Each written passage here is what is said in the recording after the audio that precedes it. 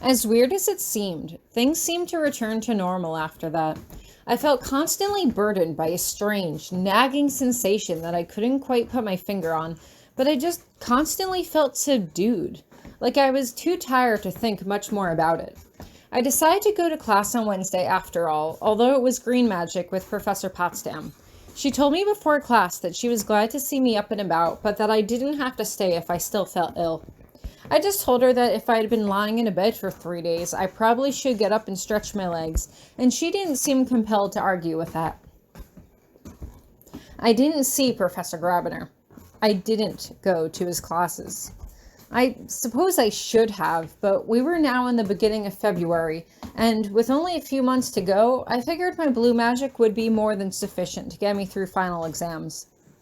I also stopped going to red magic classes. Not for any reason in particular, but after Jason had been the one to put me in detention, I don't know, I felt like I didn't really want to be around him. So instead I focused on my weakest subject, black magic, the manipulation of physical objects. As simple as it sounded, there was a basic sort of science to it that I didn't really understand, and so I figured that I should probably improve it before the next exam. I had also started to spend a lot more time with Tommy, going to the mall together pretty much every Saturday. We'd hold hands and go to the food court and the arcade together, but I don't know, it just never felt right.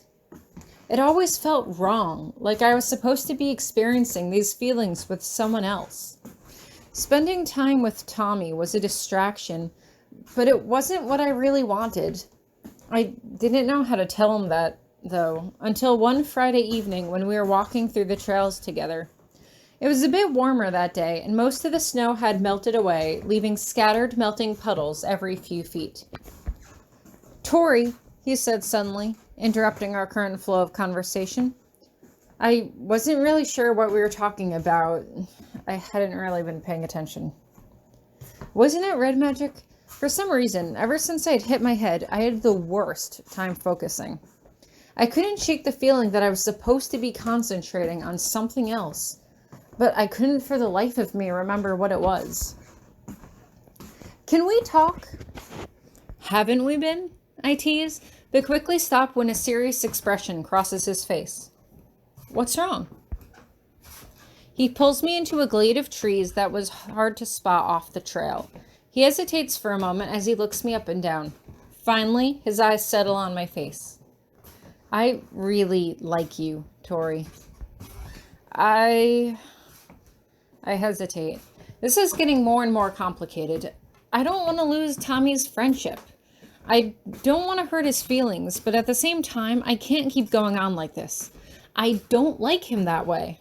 I tried. I really, really did, but my feelings for Professor Grabiner aside, I just wasn't in any state to be in any sort of a relationship right now. I decide that honesty is the best approach here. "I like you too. You've been a really good friend to me, and I can't thank you enough for that." "Yeah, but friends?" he asks. "We hold hands, we go to dinner together every night, we go to the arcade together every weekend." He lets his voice trail off. "Don't you think that means we're something more?" I don't know. I try to pull my hand out of his, but he's holding it firmly. "I really like you, Tori," he says again. "I think we should be together." "Tommy," I say nervously, "I don't know if that's such a good idea. I don't feel like I can really be with anyone right now. It wouldn't be fair to you if I'm not in it 100%. "Then why did you tell everyone I gave you that necklace?" he asks. I hesitate. I don't have a good answer for that. "I didn't tell them that. They assumed that." "And you didn't correct them," he observes. "So who did give it to you then?" "Professor Potsdam," I say quickly. I don't know why I hadn't thought of this excuse before, but it comes readily to me now. "As a Christmas gift. She stripped it of all its magical properties, though, so no heartbeat. She said it reminded her of my hair and thought I could use some cheering up.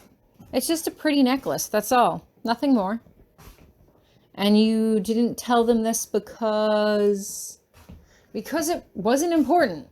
I shrugged uncomfortably.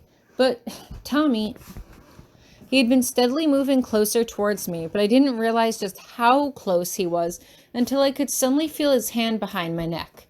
I strain against it. We could be good together, he says.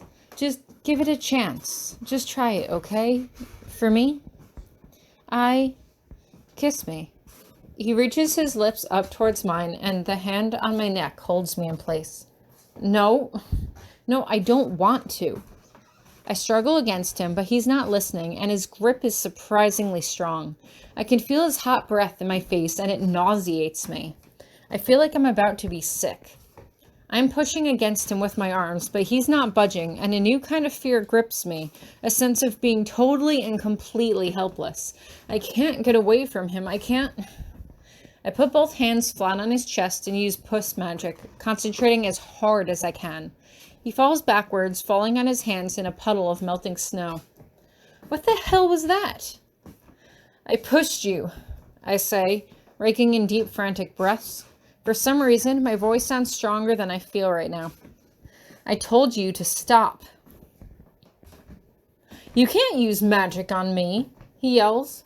It wasn't magic, I insist. I don't need to be in trouble for that. Again. You couldn't have pushed me away without magic, he yells as he scrambles to his feet. I'm stronger than you. You want to bet? I yell, getting ready to defend myself. You want to find out? His lips pull back into a snarl. Do you know what I could do to you? Because I don't think you have any idea. Now, what's going on here? Professor Potsdam suddenly emerges into the clearing, and my heart floods with relief, but only for a moment. She used magic on me, he yells. She shoved me to the ground. She attacked me. No, Professor. He was trying to kiss me. I told him to stop, but he wouldn't listen. And he wouldn't listen to me. And my voice is shaking. I didn't want this. I didn't want any of this. Shush now, she says comfortingly. As it so happens, I happened to be walking by when I heard you both.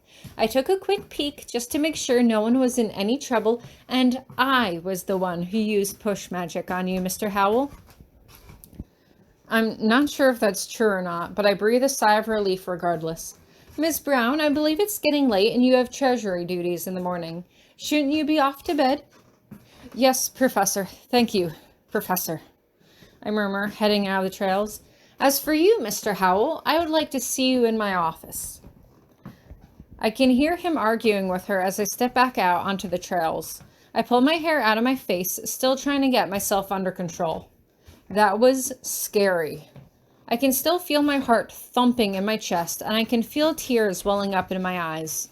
I don't even know how to explain it, but it feels like my intestines were twisted into knots. I feel cold all over and a bit lightheaded, as if I'm running a fever. It's all I can do to hold myself together as I make my way back towards my dorm. When I get back to the room, Virginia and Ellen are still up. I burst through the door, my breath still heavy in my chest.